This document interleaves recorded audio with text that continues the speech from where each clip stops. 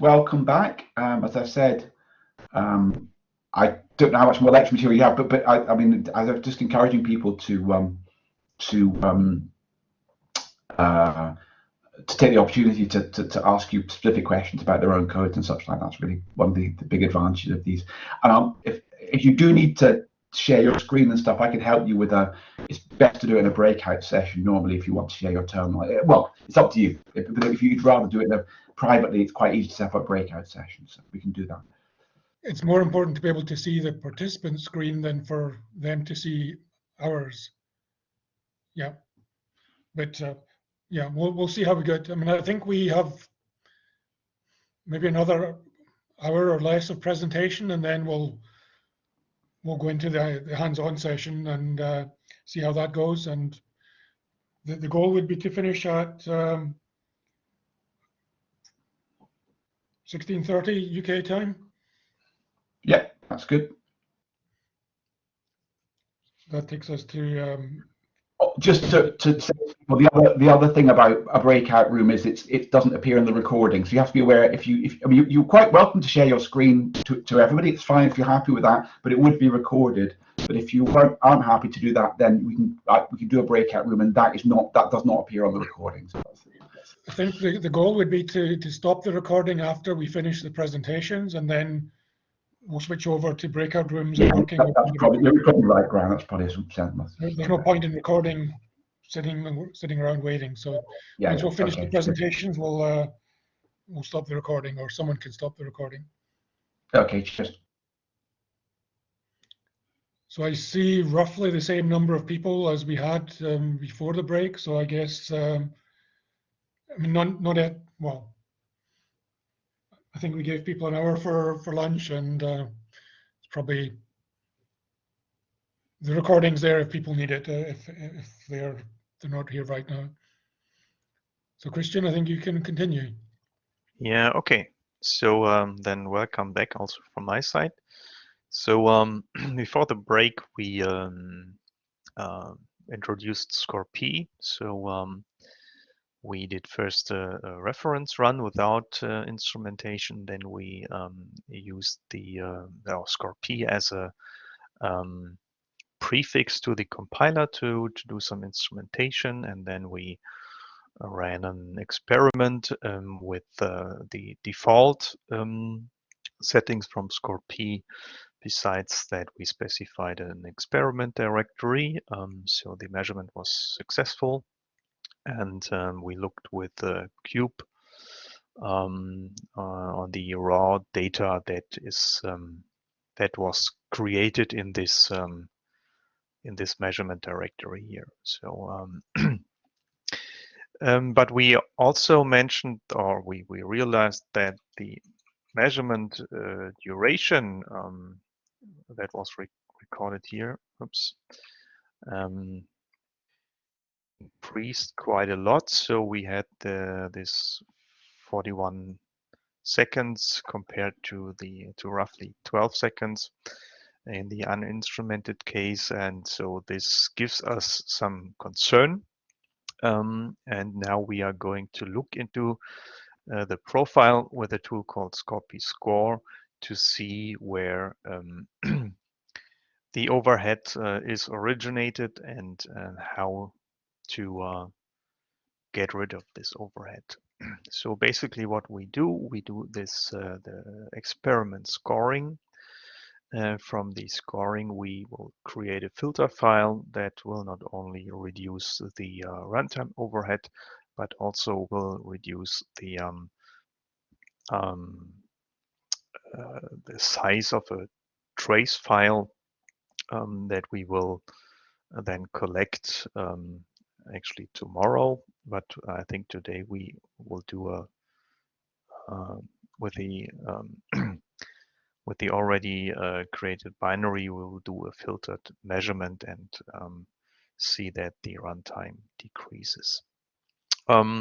So let's switch here to to this terminal here. So the tool we are going to use here in this session is Scorpii Score, which comes with the Scorpii package. And here again we have the possibility to get some help output. Here you see, for example, a -r option that we are going to use that shows us all the regions or the functions that are inside the measurement. Here we see a -f and we can provide a filter file. So to omit certain regions that we are not interested in, and so on. So if we just use the Scorpii score on the created output, then we just provide the profile.cubex here and hit return, and then we see this output. So if we would run or if we would redo the measurement as a trace measurement, so then the size of the trace would be roughly 160 gigabytes, and it would be 20 gigabytes per rank. So this is a little bit too much. So we have a Scorpii total memory per rank that is just 4 gigabytes. So we somehow would reduce the size. Otherwise, a measurement would need to write data to disk during the measurement, and this causes lots of perturbation because I/O is involved, and this measurement then would not be suitable to do some wait state analysis because the waiting times would be disturbed by writing to disk.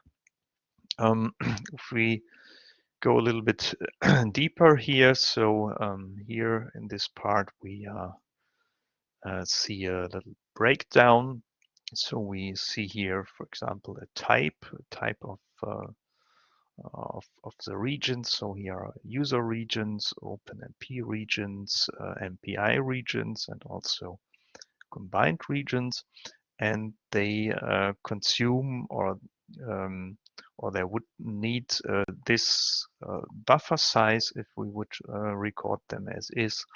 They are visited this amount of times, so this is basically the same number you would see if you open the experiment with Cube. You see here the time spent for these regions, the percentage of the time per visits.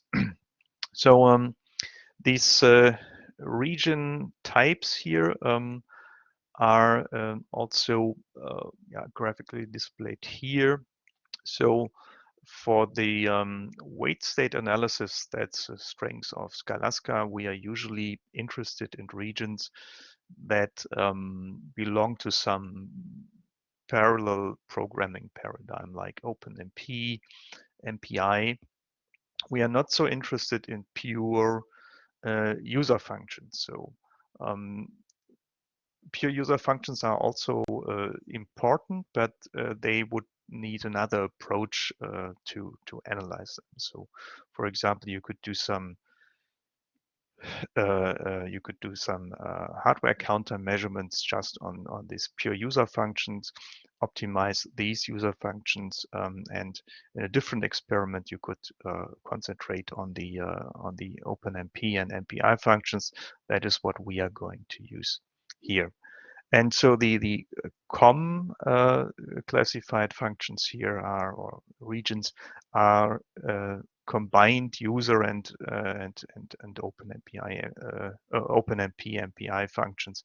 So in so in total, we are interested to see everything that has an OpenMP or MPI as a leaf region here at the end. So, and this is then basically so the classification or the can then be seen here in this picture. So for a further Scalasca analysis, we are interested in this COM and in this OpenMP and MPI functions. What we also see here from the picture is that, let's go here to the real measurement, that the user functions consume most or nearly, I don't know, 99 point, I don't know, % of the trace buffer requirements. So if we could get rid of these ones, so the needed trace buffer size would be much smaller. We see also here that the time for the user functions is more than 40%, and the time per visit is very very small. So and with small or short functions, so the relative overhead of measuring these functions becomes quite high. So usually in Scorpii, the measurement overhead per function or per region is nearly constant, I would say. If the time in the function itself is small, the relative overhead gets large. So okay, so we if we want to dig deeper here or in this analysis, to somehow find a way to get rid of some of these functions, notably of the user functions, we could specify the -r here. So this would then give us a breakdown to all the user or to all the functions, and also sort the display here based on the trace buffer requirements. So I didn't mention this. So the sorting here of the table is by contribution to this trace buffer requirements. So let's do this. I will increase screen size here a little bit so that everything fits here. So the upper part is isn't changed at all. So but now we see here several of these user functions that you already saw on the cube display. So these were the functions that are called inside the OpenMP parallel regions. And you see here that they contribute quite a lot to the trace buffer requirements.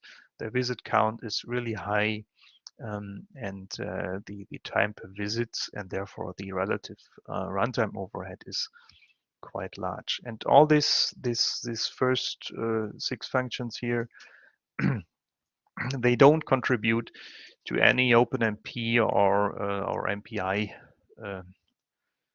call paths. So for wait state analysis, these are not really relevant. So I think I have a basically here same. Yeah, okay.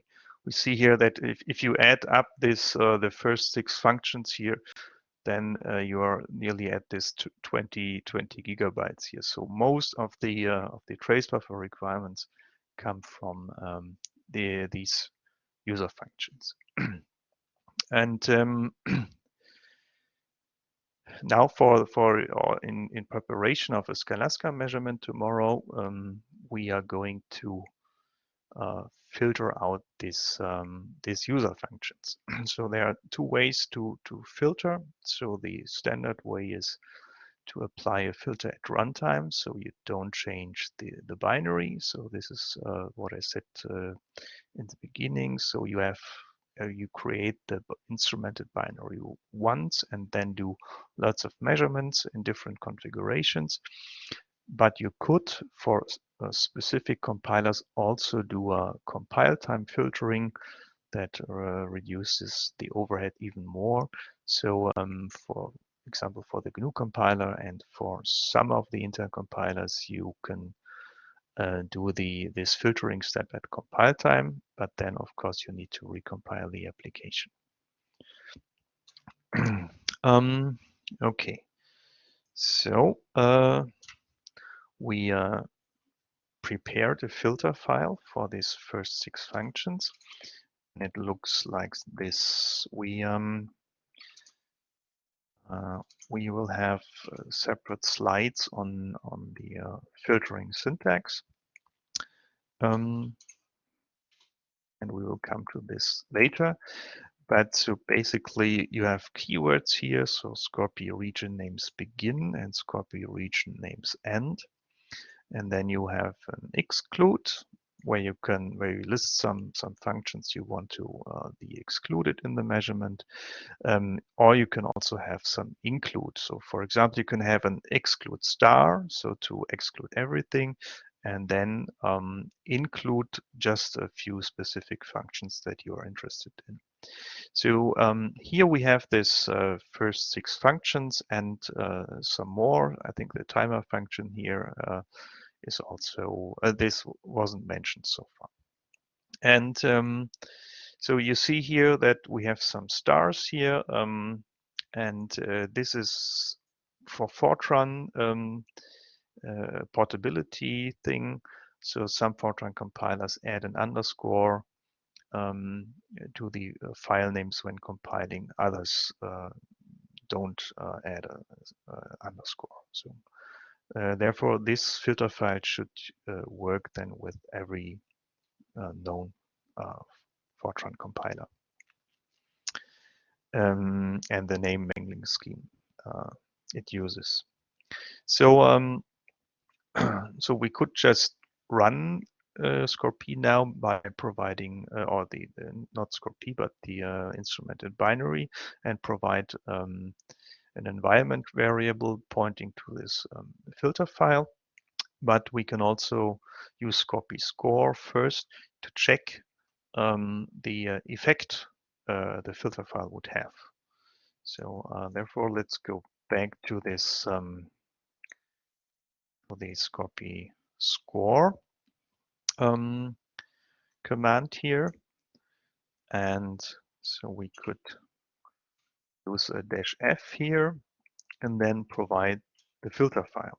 So it's Scorpii score -f, and the filter file is here in the config/scorfield, and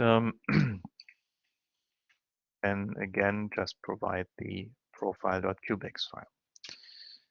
So now we have different output here.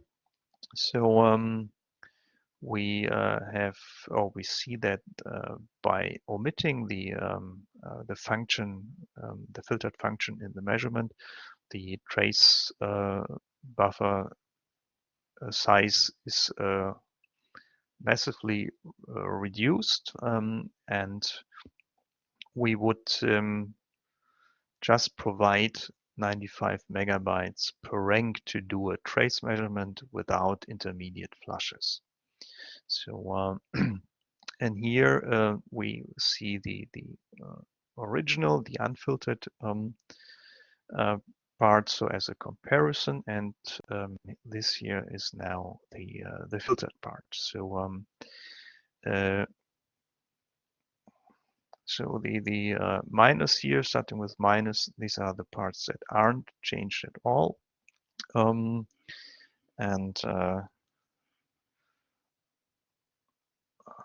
so there were some changes in the COM parts, and this here, the plus parts, are the stuff that got filtered out. So if you're going to measure some hardware counters, so we haven't done this in the last measurement, but so hardware counters are measured for every region. So this would mean we would also need to allocate some memory for every region. So, and you could also use Scorpii score to do this. So for example, if you want to add 2 counters, so for example, 2 PAPI counters, total instructions, total cycles, for example, this would require some space, and Scorpii score would tell you, okay, this is wrong syntax, of course.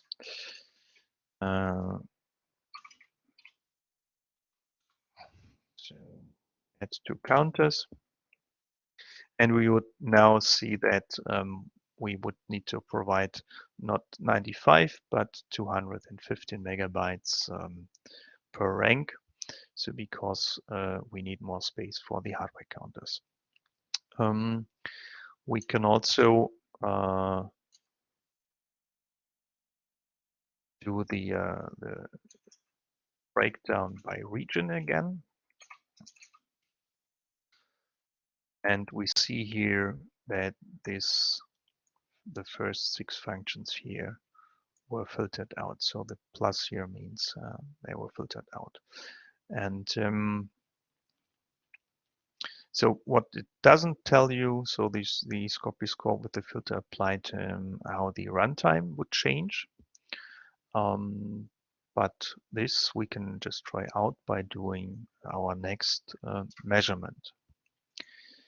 So let's see what's here on the slides. So yeah, the filtered routines are marked with the plus.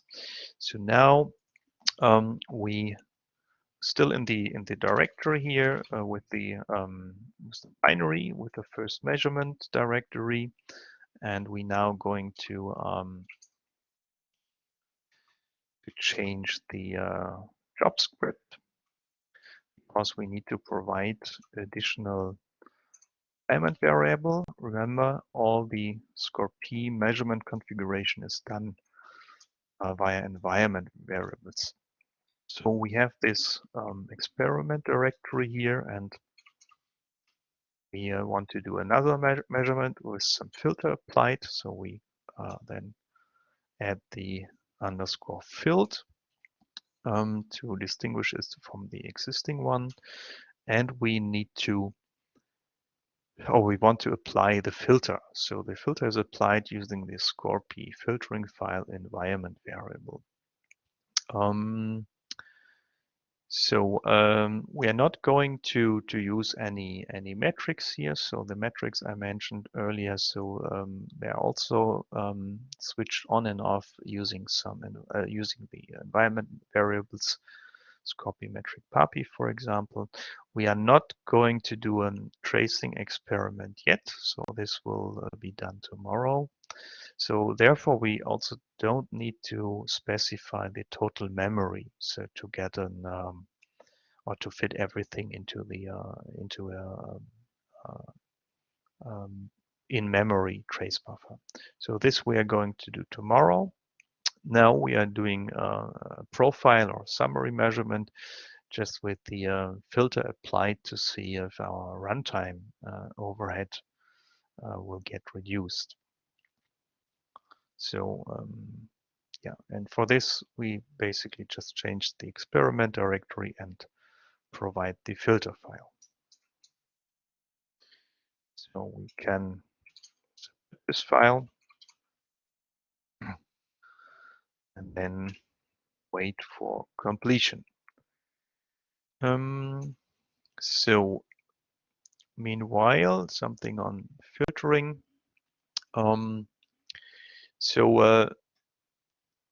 As already said, so usually you have this this keywords with a begin and an end. Then you have some exclude and include keywords, and you apply the filter by setting the environment variable Scorpii filtering file. So there are two ways to filter. You can filter by source name, which we haven't done so far here, and you can also filter by region name. This is what we've done here. And so usually the filter is applied at runtime. So this works for all compilers. And for some compilers, it also works at compile time. So then you would need to provide the filter file for the Scorpii command. So far we just use Scorpii -user. Here you would need to add this option instrument filter. Okay, so this is just a file explaining or showing an example for the Scorpii file names begin and Scorpii file names end. So we are filtering here for file names. You can exclude and include something. So the names can contain stars, question marks, and also some brackets here. So like in Bash, unlike the star, may match a string that contains slashes. And we start here from up to bottom. So and everything that in the end is still there. We don't. Oh no, what's not there is then gets filtered.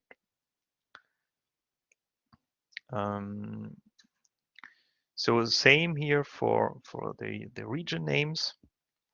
So here we exclude everything, and then we just include function bar, foo, buzz, and main.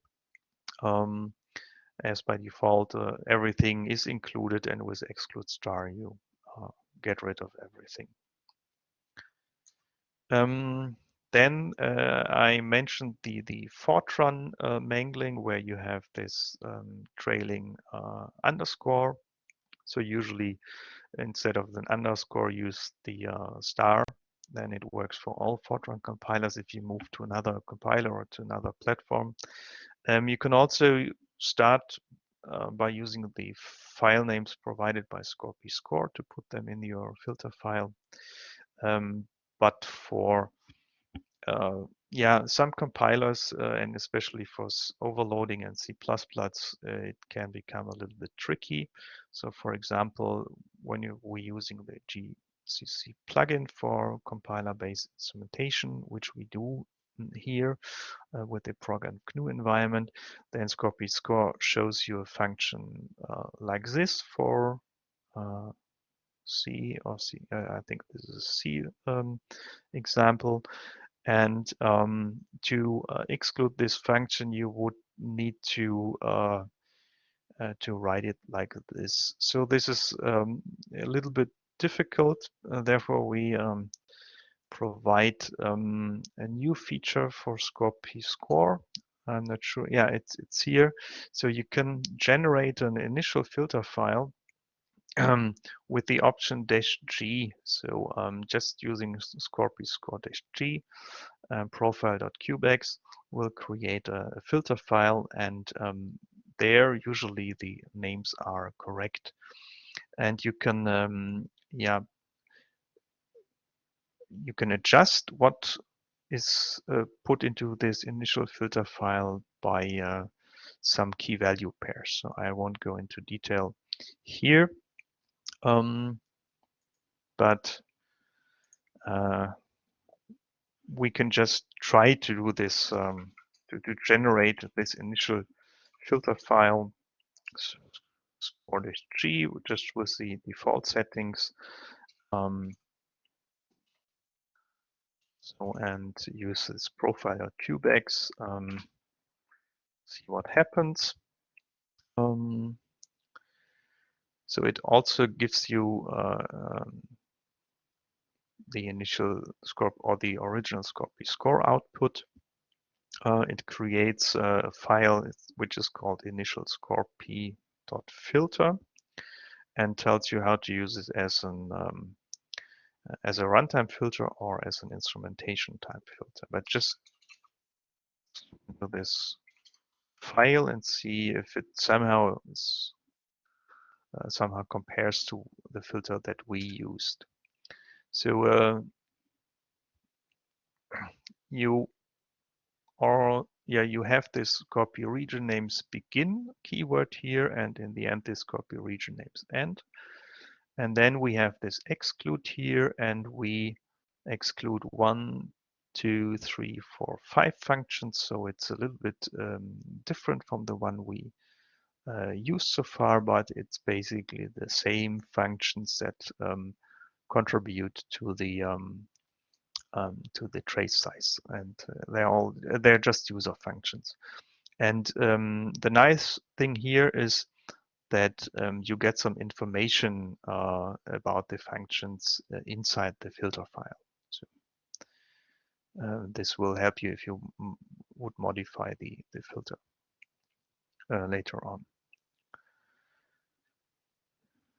Okay, so then what about our experiment? So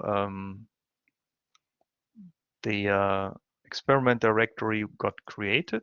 So we have this field directory. Let's see what's in there.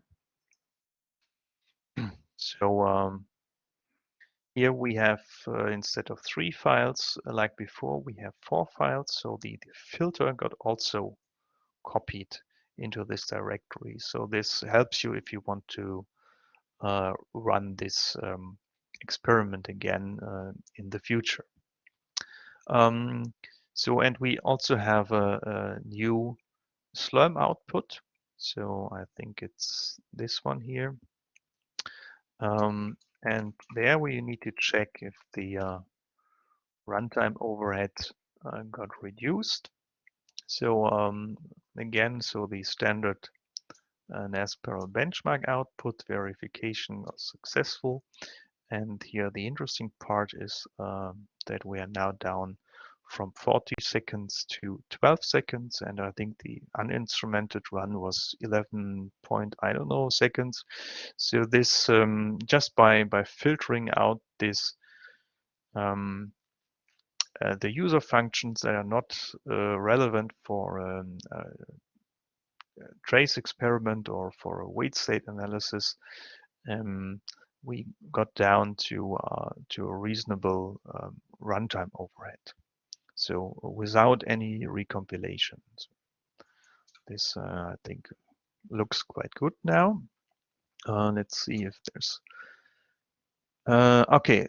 Yeah, so that's basically it for the filtering. So what we have done here, so we used the tool called Scorpii Score to look inside the profile.cubex experiment.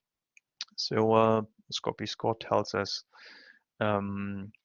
about trace buffer requirements, about the visits of functions and function types, about the times the function and function types would consume, time per visit. So with this we can decide which functions we are interested in. So for weight state analysis, we are interested in the OpenMP, MPI, and COM functions.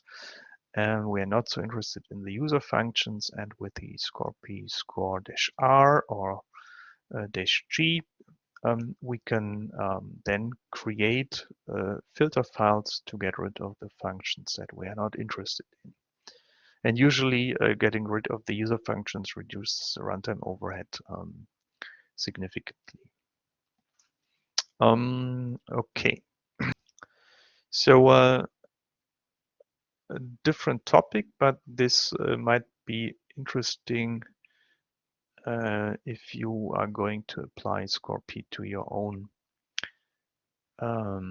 application. So already mentioned, so the default way or the historical way to hook Scorpii into the application is to use Scorpii as a prefix to your compiler. So here what we did is Scorpii -user ftn. So we prefixed the ftn compiler with Scorpii and the Scorpii option. This doesn't work with build environments like AutoTools or CMake, because there you have a configuration step where you don't want Scorpii to be active, and you have the make step where you want Scorpii to be active. But it's difficult, for AutoTools and CMake, you need to provide a compiler at the configuration time, at the configure time. So therefore, we created compiler wrappers that can be switched off at configuration time, but are active at make time. So, and you use it like this. So if you have a CMake application, you provide this Scorpii wrapper equals off, and then you do your CMake command and provide a CMake C compiler using the name of the Scorpii wrapper. So here, this is ICC, it's a wrapper for the Intel compiler, for Intel C compiler, and here for the Intel C++ compiler. But same can be done here on the Cray machine. So how do we know about the names of these compiler wrappers? So this can be done by using the Scorpii info tool. I mentioned this earlier. So this is the tool that provides you with all the measurement configuration options by using the config vars, but it can also show you a summary of the configuration of the Scorpii installation. So, for example, you see how Scorpii was built, which modules were loaded when Scorpii was built. You see the version and some more or less interesting stuff. And somewhere here, you see the compiler wrappers. So the compiler wrappers for this machine here are named Scorpii CC, Scorpii capital CC, and Scorpii FTN.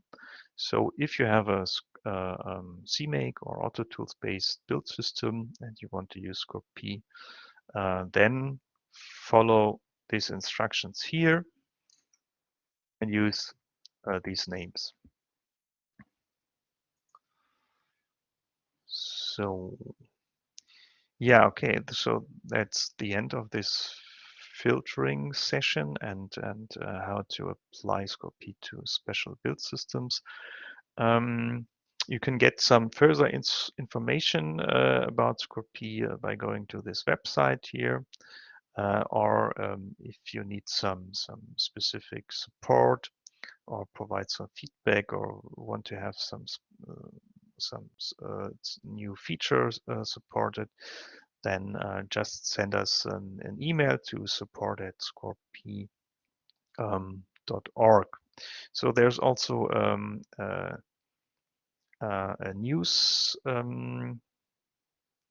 newsletter here. You can find it where I think you can find the means how to subscribe to this news mailing list here. It's a very low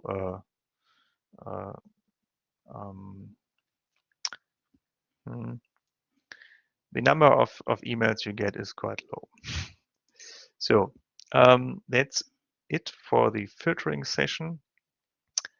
And now I think if there are questions, please ask. Otherwise, now would be the time to start working on your own code.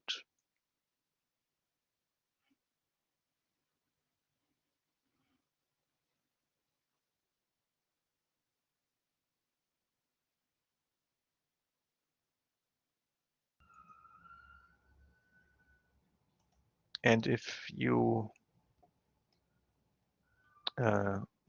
if you need assistance when working on your own code, then just let us know. So we can use some breakout rooms, or if you want. So can you type history in your terminal, please? I can.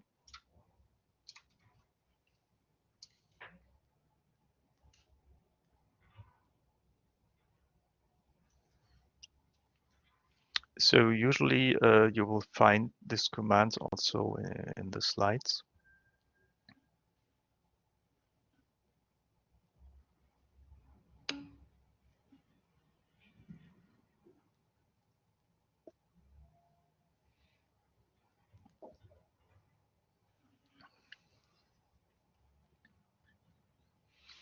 So there's a question about the C++ compiler on Archer, and it's capital C, capital C.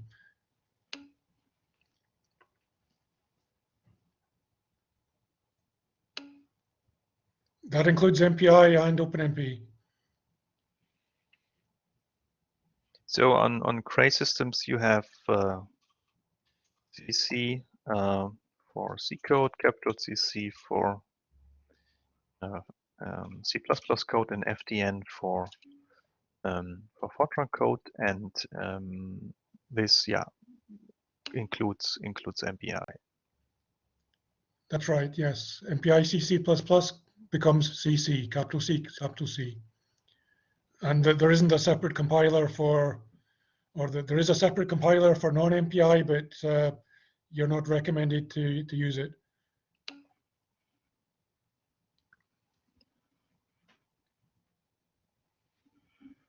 Is it possible to compile the GPU-enabled version of my code offloaded to GPUs? Archer won't be able to offload to GPUs because there are no GPUs on Archer. But otherwise, so maybe you're working on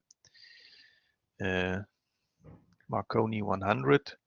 So you just follow the same instructions. You just prefix the compiler with Scorpii or use the compiler wrapper.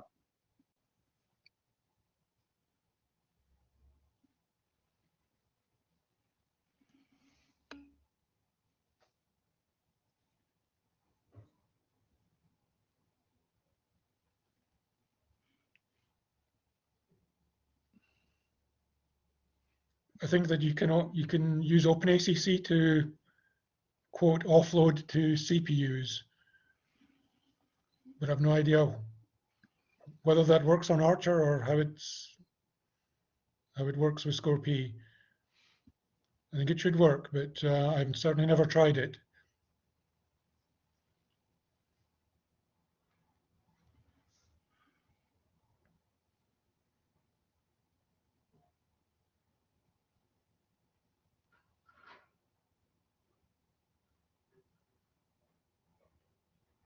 Does anyone use OpenACC on Archer?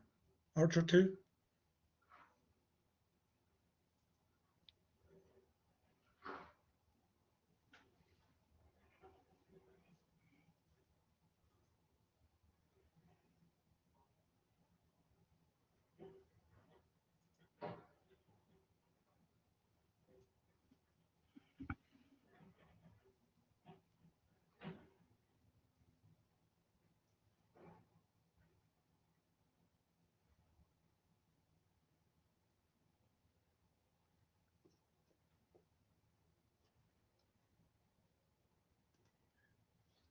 So I'm going to ask for a quick poll again where you use raise your hand to confirm yes. So have you managed to run the exercises that Christian already showed you at a, I would say, reasonably leisurely pace?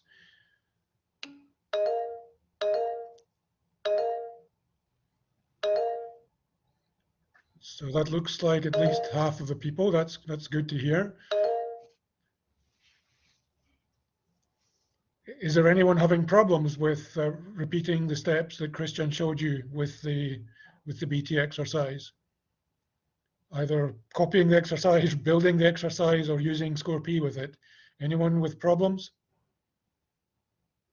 Or something unusual that we need to look into or discuss?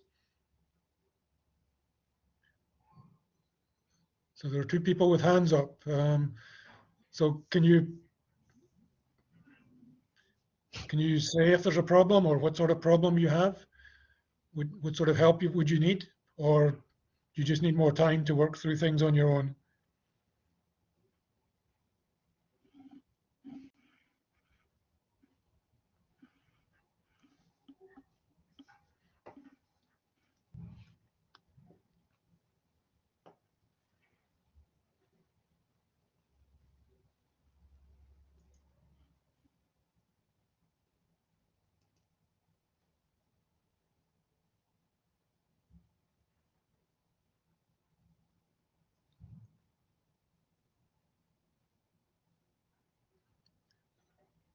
So the main goal is to be able to do some measurements of your own codes, and I don't know what state those are in. You can certainly continue working with the BT exercise. You saw in the job scripts there were ways to add hardware counters, so that would be one option. Or you can change the number of threads and processes and see how that changes the performance. There's different class sizes you can build and run. If you want to work with the BT exercise, there's lots of options there. But it's more interesting to work with your own code. And there the starting point is to have a version of your code that builds and runs on Archer. So can we see hands up for who has a code that they have built and are able to run, potentially ready to instrument and analyze?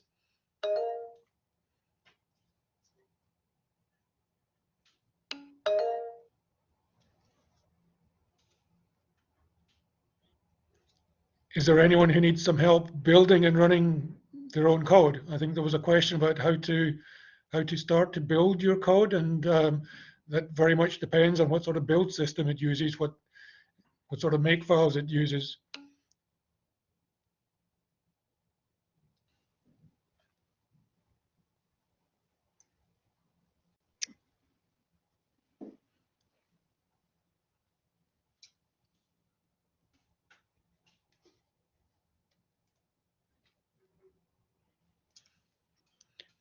So does anyone need some help to build their own code on Archer, or you're past that stage and you're now potentially needing some help to do some Scorpii instrumentation of it?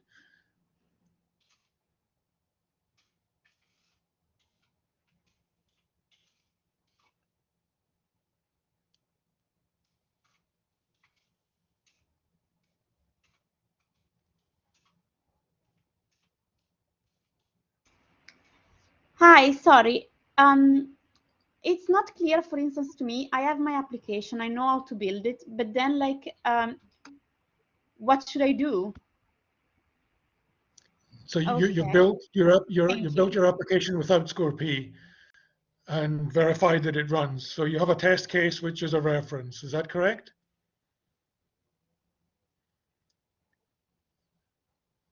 If that's the case, then the next step would be to adjust your build commands, so your compile and link commands, to prefix Scorpii. So you then have Scorpii CC or Scorpii FTN as your compile and link commands.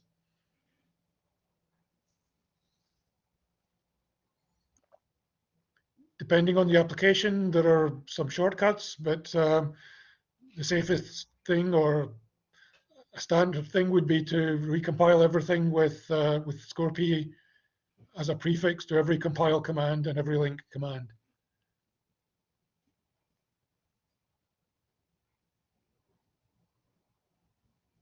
So, or if it's a CMake or AutoTools based build system, use the compiler wrappers, like shown on the, I think on the last slide here.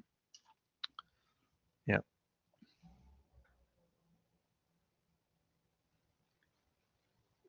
What sort of build system do you use to build your application?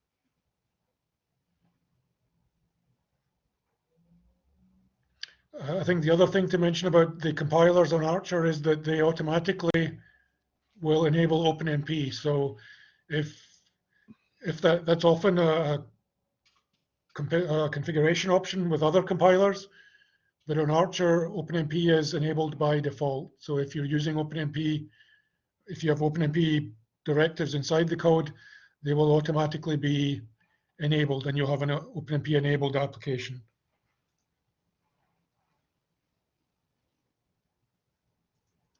And I believe that Scorpii should recognize and handle that.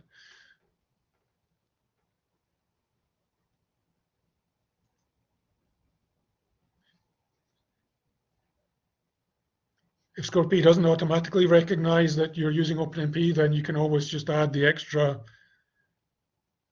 So it's only the Cray Fortran compiler, the Cray compilers that automatically enable OpenMP. The GNU compilers, which we have been showing you here, those you have to explicitly have the FOpenMP option. I think that's changed with the Cray compilers these days. I think you do need the OpenMP flags. It never hurts to be specific, because if the compilers are trying to outguess you, it's yeah, you're always trying to outguess the compiler whether it's enabling it or not. Mark, do you know anyone using OpenACC on Archer? No, because we've got no GPUs. But OpenACC should work on the CPU as well. Oh, no. Should work, but there's no reason to use it. Yeah, no. I think don't the even GNU, think we've got an installation, as far as I know. so the GNU compiler supports it, but I'm not sure if other compilers support OpenACC for GPUs. And also, the GNU compiler needs to be built in a certain way. My guess is it's And not I guess we haven't built the Scorpii with OpenACC support either. Yeah, sometimes we, I think we are looking for a header and we find it sometimes automatically. Let's see. You showed us the configure options or the configure config, but I didn't check it closely enough. I didn't see OpenACC on it. No. Yeah, it says support no. The Cray compiler should also have OpenACC support, but is anyone trying to use the Cray compilers on Archer? Because you need to make sure that you use the different version of Scorpii that we have installed. So Scorpii is compiler related, compiler tied. So the version we're using by default is the version of Scorpii with the GNU programming environment. If you're using the Cray programming environment, you have to switch to the other version of Scorpii.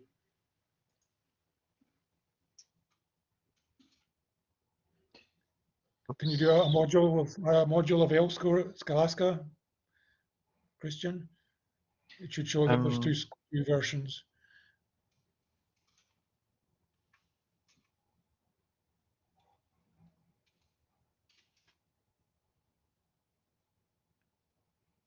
So the default version is for the GCC 10 compilers, but there's a separate Scalasca module which you'll need to use with the Cray programming environment, the Cray compilers.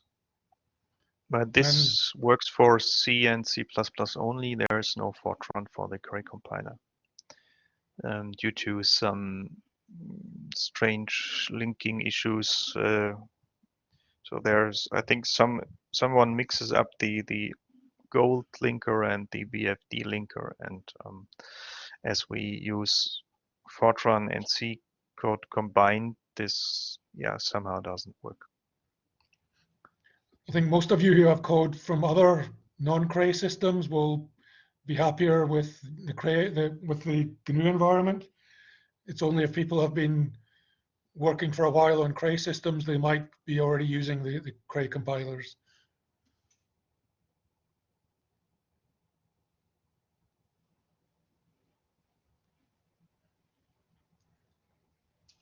And of course, it's an interesting exercise to build your application with both and compare the performance. But that's a second step after you've been able to build one version and verify it runs correctly.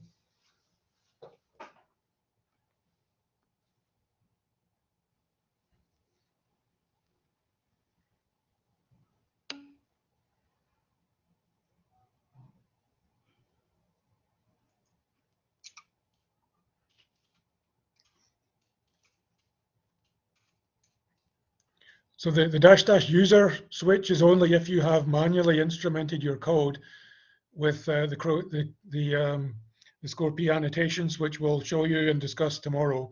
So the -- user, it's harmless. You can include it, but it won't actually do anything. The key thing is to use the Scorpii as a prefix, as a preposition in front of the CC and capital CC commands.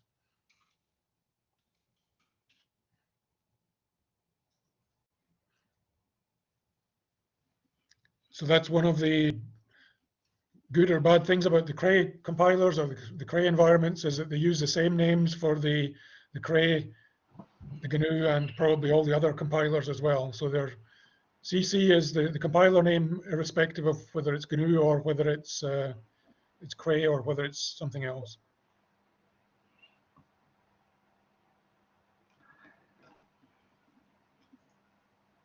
Yes, that is quite unusual. In some sense, it's nice that the compiler is always called CC or FTM, but the problem is, of course, the flags you pass depend on which compiler you've chosen. So I don't know which way you could argue it. Yeah, you need to know which compiler it is, and if it's just called CC or FTN, you don't know. You have to check and then, as you say, adjust your flags accordingly. So it's a little bit of convenience, but it doesn't really get you very far.